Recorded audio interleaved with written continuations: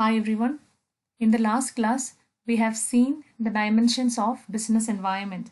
That is, which includes economic, social environment, technological environment, political environment, and legal environment. Now we are going to see the economic environment in India. So the year 1991 marks a turning point in India's economic history. Till 1991, India followed an economic policy with a socialistic bias. It was centrally controlled and partially closed. Liberalization, privatization, and globalization, that is LPG, became guiding principles of the new economic policy, that is which came in 1991. So we'll see in detail what is liberalization. Liberalization means liberating the economy from the regulations and restrictions on economic growth.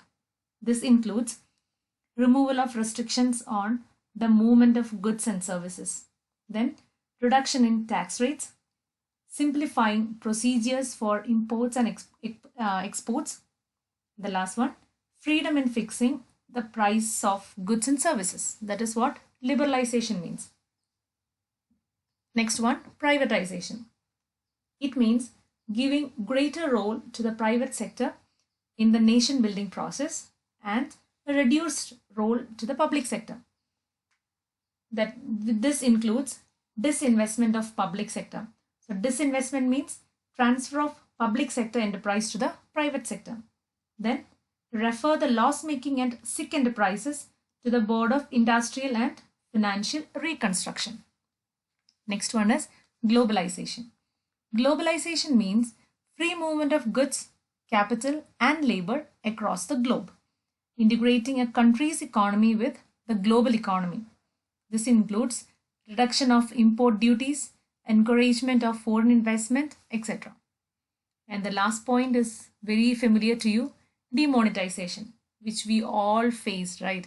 We all were in big trouble when this came in. The government of India made an announcement on November 8, 2016. The two largest denominations notes, that is rupees 500 and rupees 1000 were demonetized with immediate effect. This led to 86% of the money in circulation was invalid. The aim of demonetization was to curb corruption, then counterfeiting, the use of high denomination notes for illegal activities, etc. But we all suffered a lot, and we will be knowing, or we will be remembering, the long queues in front of the banks to change the notes. Next, the impact of government policy changes on business and industry. So what are the impacts?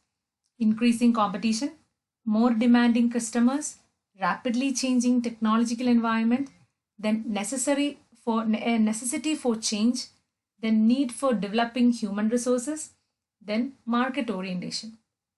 So all these government policy changes, there was a very good impact. Okay, we can say it as a very good impact on the business and industry. So we always say customer is the king in the market. So because of the government policies or the changes in the policies, which leads to increase in competitions. So already competitions were there, but because of globalization, competitions increased. We have the domestic people or the domestic producers has to compete with the global competitors. Then more demanding customers. When other products from other country used to come in our country, our domestic customers demand more. They started demanding more. Then the rapidly changing technological environment.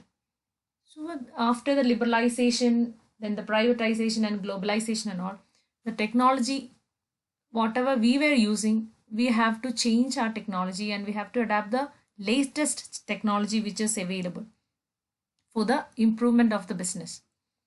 Then necessity for a change. When everybody is changing, then there is no other way, we have to change. So there is a necessity increased for changing. Then need for developing human resources. Human resource is very important for every business. Without labor, there is no business at all. So there is need for developing the human resource. How you will develop the human resource? By giving training, good training for the employees about the new technology, what we have introduced in the business, etc. Then you have to satisfy the employees, give good atmosphere to work for them, etc. Then the market orientation for the new product. Hope you understood all these.